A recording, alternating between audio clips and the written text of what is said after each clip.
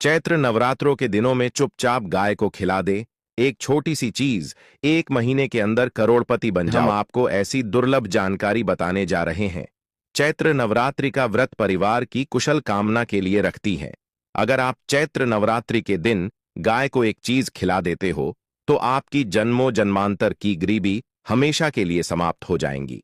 वास्तव में अगर आप चैत्र नवरात्रि के दिन अगर आप यह उपाय कर लेते हो तो यकीनन आप पर मां दुर्गा के साथ साथ माता लक्ष्मी की असीम कृपा होगी और आप धनवान बन जाओगे। आप धनवान ना बने तो मुझे बताना दोस्तों, मैं सौगंध खाता हूं। बस जो उपाय आपको बताया जाए वह उपाय कर लेना। चलिए जानते हैं। चैत्र नवरात्रि के दिनों में चुपचाप गाय को खिला दे। यह एक छोटी सी चीज करोड़पति भी अरबपति होंगे। सभी संकट और आसान से मुक्ति, मृत्यु दंड, पितृदोष तुरंत होगा। पूरे साल आपके भरे रहेंगे अन्य धन के भंडार। यूं कहें कि आपकी 7 पूछतें तक करेंगी। रूपों पैसों पर राज बैंक बैलेंस बढ़ता चला जाएगा। आपके घर में वेतन है वह कभी खर्च नहीं होगा और बढ़ता ही जाएगा। सभी दुख दर्द संकट कष्ट दूर हो जाएंगे दूर, और सभी सुख आपके कदमों में आ जाएंगे। सभी सुख आपके कदम चूमेगी। यदि आप यह एक छोटी और खास चीज चुपचाप गाय को खिला देते हैं तो तत्काल गरीबी आपके जीवन से खत्म हो जाएगी। योग से राजा बन जाता है और 33 कोटि देवी देवताओं को धारण करने वाली गौ माता की असीम कृपा व्यक्ति पर आजीवन बसती है। व्यक्ति के घर में कभी भी अन्य धन वस्त्र की कमी नहीं होती। अन्य धन के भंडार व्यक्ति के घर में भरे रहते हैं। चैत्र नवरात्रि के दिन गाय का यह उपाय करने से व्यक्ति के जीवन से तत्काल गरीबी खत्म हो जाती है। तो दोस्तों, कौन कौन से गौ माता से जुड़े खास और महत्वपूर्ण उपाय हैं जिन्हें यदि चैत्र नवरात्रि 2025 के दिन कर लेते हैं तो दोस्तों, गाय का उपाय बताने से पहले मैं आपको चैत्र नवरात्रि पूजा के बारे में थोड़ा सा जानकारी दे देता हूं कि चैत्र नवरात्रि कब है और इस महीने में किस तारीख को है। तो इस वर्ष चैत्र नवरात्रि 29 मार्च 2025 से प्रारंभ हो रही है। चैत्र नवरात्रि के दिन आपको पवित्र नदी में स्नान करना है। इस दिन सभी वक्त जन्मां दुर्गा का व्रत रखते हैं। इस दिन मां दुर्गा के 9 रूपों की पूजा की जाती है। माता लक्ष्मी की पूजा करने के साथ साथ गौ माता की पूजा अवश्य ही करते हैं और गौ माता को कुछ ना कुछ जरूर ही खिलते हैं। इससे मनुष्य के जन्मों जन्मांतर के गरीबी हमेशा के लिए नष्ट हो जाती है। दोस्तों, जिस दिन का इंतजार दुनिया भर के हर पंडित एस्ट्रोलॉजर और हर हिंदू भाई है को रहता है, वह दिन अब आ गया है। दोस्तों, आपकी जानकारी के लिए बता दें, हिंदू धर्म में चैत्र नवरात्रि बहुत ही धूमधाम से मनाई जाती है। इसमें सबसे पहले मां दुर्गा के 9 रूपों की पूजा की जाती है। माता तुलसी की पूजा की जाती है, देवी देवताओं की पूजा की जाती है और जो भोग बनाया जाता है वह मां दुर्गा को चढ़ाया जाता है और उनकी विधि विधान से पूजा की जाती है। गौ माता की पूजा की जाती है, लेकिन इनमें सबसे ज्यादा महत्व चैत्र नवरात्रि का माना जाता है। शास्त्रों में, वेद पुराणों में साफ साफ लिखा हुआ है, चैत्र नवरात्रि मां दुर्गा के 9 रूपों का आशीर्वाद प्राप्त करने का सबसे सुनहरा दिन होता है। इस दिन मां दुर्गा बहुत ही ज्यादा प्रसन्न मुद्रा में होते हैं और अपने दोनों हाथों से अपने भक्तों पर कृपा बरसाते हैं। एक तरफ दोस्तों मान्यता है, चैत्र नवरात्रि के दिनों जो सूर्य होता है वह अन्य दिनों के मुकाबले सबसे ज्यादा प्रकाशमान होता है। इस दिन मां दुर्गा की विधि विधान से 9 रूपों की पूजा की जाती है और सूर्य देवता को आगे दिया जाता है। महिलाएं चैत्र नवरात्रि का व्रत रखती हैं। दोस्तों, अगर आप नहीं जानते तो आपकी जानकारी के लिए बता दें, एक व्यक्ति की कुंडली में अगर चंद्र ग्रह की स्थिति अच्छी है तो उसे व्यक्ति का भाग्य हमेशा उसका साथ देता है। वह व्यक्ति जिस कार्य को भी शुरू करता है उसे कार्य में उसको सफलता प्राप्त होती है। इसीलिए चैत्र नवरात्रि को हमारे हिंदू धर्म में बहुत ही ज्यादा विशेष और खास महत्व दिया गया है। आप लोगों की जानकारी के लिए बता दें, चैत्र नवरात्रों के दिनों में 52 तरीके के शुभ योग बन रहे हैं। कई सालों के बाद सूर्य का प्रकाश इतना प्रकाशमान होगा जितना कभी नहीं हुआ, क्योंकि चैत्र महीने में साल का पहला सूर्य ग्रहण लगने जा रहा है। 130 साल में ऐसा दुर्लभ संयोग बनने जा रहा है। इसलिए इस बार के चैत्र नवरात्रि के दिन लक्ष्मी योग, ग्रह योग, नक्षत्र योग, अमृत, सिद्धि योग जैसे शुभ योग का निर्माण हो रहा है। चैत्र नवरात्रि के समय में पूरे दिन का व्रत करना चाहिए। चैत्र नवरात्रि मां दुर्गा का आशीर्वाद प्राप्त होता है। नवरात्रि तिथि के दिन ब्रह्म मुहूर्त में सोकर नहीं उठ सकते हैं, किसी पवित्र नदी में जाकर स्नान नहीं कर सकते हैं, पूरे दिन का व्रत नहीं रख सकते हैं। वैसे तो दोस्तों, चैत्र नवरात्रि के दिन स्नान और प्रात का विशेष ही महत्व होता है, लेकिन इस दिन अगर आप ज्योतिष शास्त्र तंत्र शास्त्र के अनुसार एक गाय वाला उपाय विधि विधान से कर लेते हैं, तो इस उपाय को करने के बाद साक्षात आपको और माता लक्ष्मी वह असीम आशीर्वाद श्री हरि विष्णु की कृपा से आपके नवग्रह आपका साथ देना शुरू कर देंगे। आपके राहु केतु की दशा अच्छी हो जाएगी, क्योंकि एक व्यक्ति के जीवन के भाग्य का राहु केतु का नियंत्रण मां दुर्गा के हाथों में होता है। दूसरी तरफ इस उपाय को करने के बाद आपके जीवन में धन आना शुरू हो जाएगा। आपके जीवन में जो धन आएगा उसमें वृद्धि होगी, वर्षा होगी। आपको अपने जीवन के समस्त प्रकार की आर्थिक कष्टों से मुक्ति मिल जाएगी, क्योंकि दोस्तों, अगर मां दुर्गा और माता लक्ष्मी एक व्यक्ति को आशीर्वाद देती है, उस व्यक्ति को करोड़पति बनने से दुनिया की कोई भी ताकत नहीं रोक सकती है। अब आप सोच रहे होंगे कि गाय को ऐसा क्या खिलाने से और ऐसा क्या उपाय करने से आपको मां दुर्गा और माता लक्ष्मी का आशीर्वाद मिल सकता है। तो दोस्तों, आपने देखा होगा, जब भी आपके घर पर दिवाली की पूजा होती है या धनतेरस की पूजा होती है या फिर नवरात्रों की पूजा होती है, तो आपके घर वाले गौ माता की पूजा जरूर करते हैं और गौ माता को जो भोग होता है उसमें से कुछ ना कुछ खिलाते हैं। ज्यादा नहीं तो 2 पूरी अवश्य ही खिलाते हैं। तो दोस्तों, आपको इस उपाय को चैत्र नवरात्रि के दिनों में करना है और सूर्य देव को आगे देना है और उनकी विधि विधान से पूजा करना है। इस बार जो चैत्र नवरात्रि इस वीडियो में आपको गौ माता से जुड़े उपाय के बारे में बताने वाले हैं, जिन्हें करने से आपके जीवन के जो भी दुख दर्द संकट है या कामयाबी होने में कोई बाधाएं आ रही है, सभी से छुटकारा मिलने वाला है। यूं कहें कि आपके जीवन में अपार धन सुख, कभी भी धन से संबंधित परेशानी नहीं रहेगी। यदि आपकी जिंदगी प्रबल हो जाएगी, धन प्राप्ति के योग्य बन जाएंगे और जीवन में सदैव अन्य धन के भंडार आपके घर में भर रहेंगे। अन्य धन वस्त्र कभी कमी नहीं होगी। आपको बता दें, इस चैत्र नवरात्रि मां दुर्गा की पूजा के साथ साथ हनुमान जी मंगल देवता और भगवान शनिदेव की भी पूजा जरूर करनी चाहिए। आपको बता दें कि इस दिन यदि आप हनुमान जी और मंगल देवता भगवान शनिदेव की पूजा करते हैं, तो मंगल का ग्रह जनित दोष भी दूर हो जाता है। व्यक्ति के जीवन में धन सुख संपत्ति की प्राप्ति हो जाती है। समस्त मनोकामना व्यक्ति की पूर्ण हो जाती है। दोस्तों, आपको हम बता दें कि ऐसी ज्ञानवर्धक जानकारी आपको हम पैसों में भी बांट सकते थे, पर हमारे चैनल का मकसद है जनहित में जन कल्याण एवं जन सेवा करना। इसीलिए आपके लिए जो जानकारी बताते हैं वह फ्री में बताते हैं। इसलिए आप इस वीडियो को भी जरूर लाइक करें। और दोस्तों, मैं आपसे एक अनुरोध और करना चाहूंगा कि आप अपनी राशि कमेंट बॉक्स में जरूर डाल दें, जिससे इन चैत्र नवरात्रियों के दिनों आपकी राशि के अनुसार हम आपको कुछ ऐसे उपाय बता सके जिससे आपको लाभ की प्राप्ति हो। क्योंकि हम राशि से जुड़े उपाय भी आपको बताते हैं, तो आप कमेंट बॉक्स में अपनी राशि हमें जरूर बताएं या अपना नाम बताएं, जिससे आपके लिए कुछ हम ऐसे उपाय बता सके। साथ में जय गौ माता अवश्य लिखें। दोस्तों, साथ ही से जो चैत्र नवरात्रि का एक उपाय तो जरूर करना है। गाय का उपाय बताने से पहले एक उपाय आपको बता दें। इस उपाय को लाइक जरूर करें। क्या करें कि शाम के समय पीपल के पेड़ के नीचे आपको सरसों का चौमुखी दीपक, आटे का दीपक बनाना है। चौमुखी दीपक में आगे की बाती लगाकर सरसों के तेल का दीपक जला देना है। आटे का दीपक बनाएं, जो मुख्य तेल डालें उसमें बाती ही डालें। लाल वाली कलावे की दीपक जला दें। 4-4 बाती लगाकर चारों दीपक मतलब 4 भाग उसके बन जाएं। हर एक भाग को जलाएं और बीच में 2 सबूत फूल वाले लौंग भी डाल दें। फिर देखिए कैसे चमत्कार आपके जीवन में होता है। शाम के समय जलाकर उसे छोड़ें, मनोकामना मांगकर छोड़ दें। दोस्तों, अभी तक अपने नया योग टीवी को सब्सक्राइब ना किया हो तो जरूर कर लें। इससे आपको और भी ज्ञानवर्धक जानकारी सीधे माध्यम से प्राप्त हो सके।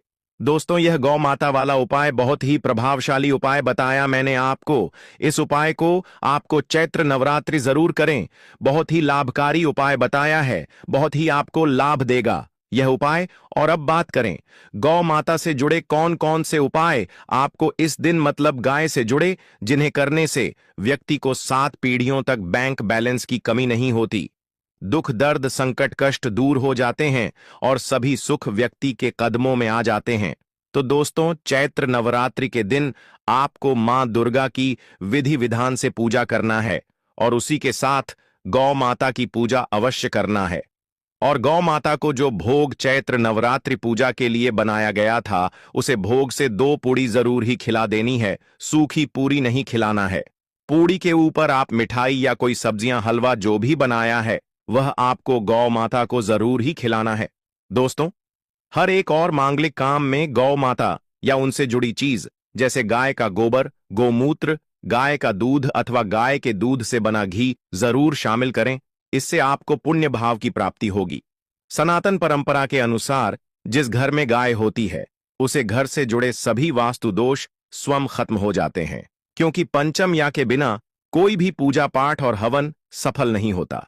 दोस्तों, महीने में एक बार हो सके तो परिवार सहित एक बार गौशाला जाने का नियम जरूर बनाएं और हो सके तो गायों को हरा चारा जरूर खिलाएं, जिससे सभी वास्तु दोस्त शांत हो जाते हैं।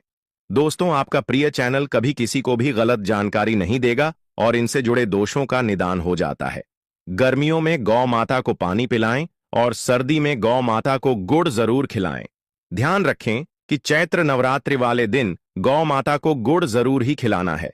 गर्मियों में गाय को गोदना खिलाए। अनेक देवी देवताओं को अपने शरीर पर धारण करने वाली गौ माता से जुड़े कई शुभ और अशुभ संकेत भी होते हैं। मतलब, गाय का दूध दौते समय यदि गाय ठोकर मार दें और सारा दूध बिखर जाए तो अपशगुन होता है। यदि कोई यात्रा पर निकल रहा हो और गाय अपने बछड़े को दूध पिलाती सामने आ जाए तो निश्चित रूप से कि यात्रा के लिए आप निकले हैं, वह यात्रा आपकी जरूर ही सफल होगी और वह जिसके लिए आप निकले हैं वह जरूर ही पूर्ण यात्रा पर जाते समय गाय की आवाज आना और रात्रि में गाय की हुंकार करना भी शुभ होता है। दोस्तों, साथ ही साथ गाय के साथ आप भूल कर भी यह काम न करें, अन्यथा मिलता है। जी हां दोस्तों, गाय को राष्ट्रीय पशु बनाए जाने और इन्हें मौलिक अधिकार दिए जाने की बात हो रही है तो सवाल उठता है, गाय संस्कृति का अहम हिस्सा है, तभी गाय के साथ लोग खराब व्यवहार कैसे कर लेते हैं और जैसे ही दूध देना बंद कर देती है तो लोग इन्हें उनकी किस्मत पर छोड़ देते हैं, सड़कों पर और गलियों में भटकने के लिए। ऐसे में गोवंश जीवन को कोई डंडे मारता है तो कोई उन पर पानी डाल देता है, कई बार लग जाती है, तो कभी बीमार होकर बेचारी गाय दम तोड़ देती है। ऐसे में जरूरत है इन बातों को जानने की। गाय को लेकर शास्त्रों में क्या कहा गया है, आपको कैसा व्यवहार करना चाहिए। क्या दोस्तों, गाय को कभी भी मारना पीटना नहीं चाहिए। शास्त्रों में गाय को माता का दर्जा दिया गया है। गाय को मारने वाला माता को मारने पीटने वाले के समान पाप का भाग्य समझा जाता है। नरक लोक में वर्षों तक कष्ट भोगना पड़ता है। अगले जन्म पशु योनि में मिलता है कि गौतम मुनि ने गलती से गाय को डंडा मार दिया था, जिस गाय की मृत्यु हो गई थी, और इस पाप से मुक्ति के लिए इन्हें वर्षों तक तपस्या करनी पड़ी। इसलिए यह चैत्र नवरात्रि भगवान श्री कृष्ण जी ने बैल स्वरूप में आए वृद्ध आश्रम का वध कर दिया था, जिससे मुक्ति के लिए भगवान श्री कृष्ण को संपूर्ण तीर्थ को एक कुंड में बुलाना पड़ा और इस कुंड में स्नान से वह पाप मुक्त हो गए थे। यह दोस्तों साथ ही साथ पानी पी रही गाय को भागते हैं, वह घोर पापी के भंग बनाकर होते हैं। ऐसे लोग घर आपसे मुक्त होकर स्वर्ग पाए जाते हैं और बड़े ही धनवान कल में जन्म लेकर सुख भोगते हैं। और साथ ही साथ आराम कर रही गाय को कष्ट देकर कभी भी उठाना नहीं चाहिए। वह जन्म में किए गए जाने अनजाने में पापों से मुक्ति हो जाती है और गोलोक में स्थान पाते हैं। गाय को डंडा मारकर उठना, पानी डालकर उठाने से मनुष्य पाप का भागी बनता है और अगले जन्म में उसे दर दर भटकना पड़ता है। और साथ ही साथ शास्त्रों में बताया गया है, जो लोग गाय की सेवा करते हैं और उनका भोजन खिलाते हैं और उनकी परवरिश अच्छी तरह से कहते हैं, तो वह लोगों के जीवन की सभी इच्छाएं पूर्ति होती हैं। गाय के बछड़े से बचा हुआ दूध ही मनुष्य को लेना चाहिए, परंतु कुछ लोग एक बार गाय को धो लेने बाद फिर से बछड़े के लिए बचा हुआ दूध भी धो लेते हैं। ऐसा करना घोर पाप कहा जाता है। ऐसे दूध को धोने वाला और ग्रहण भी बन जाते हैं। दोस्तों, साथ ही साथ शास्त्रों में कहा गया है कि गोवंश मतलब गाय और बैल के पीठ पर नहीं बैठना चाहिए। उनका पीठ पर बैठने से महापाप लगता है। ऐसे लोगों को नरक की यात्रा भोगनी पड़ती है।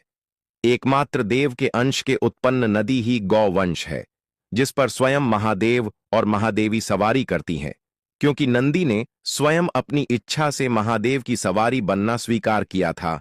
और साथ ही साथ शास्त्रों में गाय के दान को बहुत ही महत्व दिया गया है। परंतु ऐसी गाय का दान कभी नहीं करना चाहिए जो बूढ़ी और बीमार हो। कठोपनिषद में नचिकेता की कथा भी इस संदर्भ में है कि जिस नचिकेता ने पिता द्वारा बूढ़ी गाय को दान करने पर आपत्ति जताई थी, दूध देने वाली और बछड़े सहित जो लोग गाय का दान करते हैं, वह महान पुण्य को हासिल करके स्वर्ग में स्थान पाते हैं। दोस्तों, साथ ही साथ सूर्य, चंद्र, मंगल या शुक्र की युक्ति राहु से हो तो पितृदोष होता है। यह भी मानता है कि सूर्य का संबंध पिता से एवं मंगल का संबंध रक्त से होने के सूर्य, यदि शनि, राहु या केतु या दृष्टि हो तथा मंगल की युति राहु या केतु से हो तो पितृदोष होता है। इस दोस्त से जीवन संघर्ष में बन जाता है। यदि पितृदोष हो तो गाय को प्रतिदिन या किसी भी चैत्र नवरात्रि के दिन रोटी, गुड़, चारा आदि खिलाने से पितृदोष। दोस्तों, हर एक और मांगलिक काम में गौ माता या उनसे जुड़ी चीज जैसे गाय का गोबर, गोमूत्र, गाय का दूध अथवा गाय के दूध से बना घी जरूर शामिल करें। इससे आपको पुण्य भाव की प्राप्ति होगी। सनातन परंपरा के अनुसार जिस घर में गाय होती है उसे घर से जुड़े सभी वास्तु दोष स्वयं खत्म हो जाते हैं। गाय के ऊपर जो कुबड़ होती है वह बृहस्पति गुरु है। अतः जन्मपत्री में यदि बृहस्पति अपनी नीच राशि मकर में हो या अशुभ शिवलिंग में जा रहे हो और सामने से गौ माता आई हुई दिखाई दे तो गौ माता को अपनी दाहिनी ओर से जाने देना चाहिए।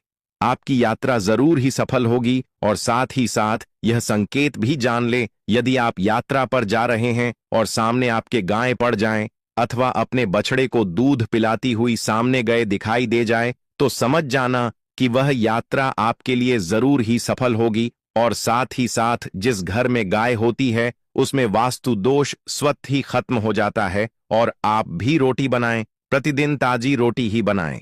गाय को अगर आपने रोटी बनाई है तो कोशिश करें कि उसे रोटी को आप तुरंत ही गाय को खिला दें। अगर आप उसे रोटी को रख देंगे और उसे रोटी को अगले दिन देंगे तो वह रोटी बंसी मानी जाएगी। गाय को कभी भी बासी रोटी न दे, इसे घर में नकारात्मक ऊर्जा वास करती है और आपकी बिल्कुल भी नहीं बनेंगे। इससे आपके घर में हमेशा दर्द देवता का वास रहेगा और आप जिस भी कम उसे काम में आपको हमेशा असफलता ही हाथ लगेगी। इसलिए कोशिश करें गाय को रोजाना ताजी रोटी बनाकर खिलाएं। बासी रोटी गाय को न दें और साथ ही साथ सड़ी गली चीज गाय को नहीं खिलानी चाहिए। कि घर में कोई फल है, कोई सब्जी है, सड़ जाए तो लोग क्या करते हैं, गाय को देते हैं। नहीं, ऐसा नहीं करना चाहिए। ऐसा करने से यदि आप गाय को खिलाते हैं तो और आप आपके भाग्य बन जाते हैं। और साथ ही साथ आप आटे की 11 लोई यहां बनाकर उनके ऊपर हल्दी लगा करके इसके बाद गाय को खिलाएं। हर एक लोही को मिला दें, माता गाय की आप चरणों की स्पर्श करें। या दोस्तों, ऐसा करने से आपके समस्त काम बनने लगेंगे। जो 2 हक का समय चल रहा है वह भी खत्म होगा। आपके जीवन में खुशियां ही खुशियां होगी। और एक बार आप 7 बार गाय की परिक्रमा भी कर लें तो आपके समस्त कम होंगे। और साथ ही साथ आप गाय को जब भी रोटी दे, रोटी पर या तो आप थोड़ी हल्दी लगा लें, अगर अच्छा ना हो तो आप थोड़ा रख सकते हैं, थोड़ा घी रख सकते हैं। या दोस्तों, गाय को कभी भी सूखी रोटी ना खिलाएं। सूखी का मतलब गए रोटी रखें, उसे पर कुछ ना कुछ रख कर खिलाएं। हल्दी रख ले मिश्री की या जो भी रख ले, मतलब खाली रोटी नहीं खिलानी। इस बात का जब भी आपको शुभ फलों की प्राप्ति होगी। जी हां दोस्तों, उपाय कुछ बातें जिन्हें आपको ध्यान में जरूर रखना चाहिए। या दोस्तों, वीडियो अच्छी लगी हो, वीडियो को लाइक करें, ज्यादा से ज्यादा अपने दोस्तों में शेयर करें। नया योग टीवी चैनल पर नए हैं तो आपको इतनी ज्ञानवर्धक जानकारी प्रदान करता है, तो आपका भी यह विशेष रूप से कर्तव्य बनता है कि आप नया योग टीवी चैनल को अवश्य सब्सक्राइब करें।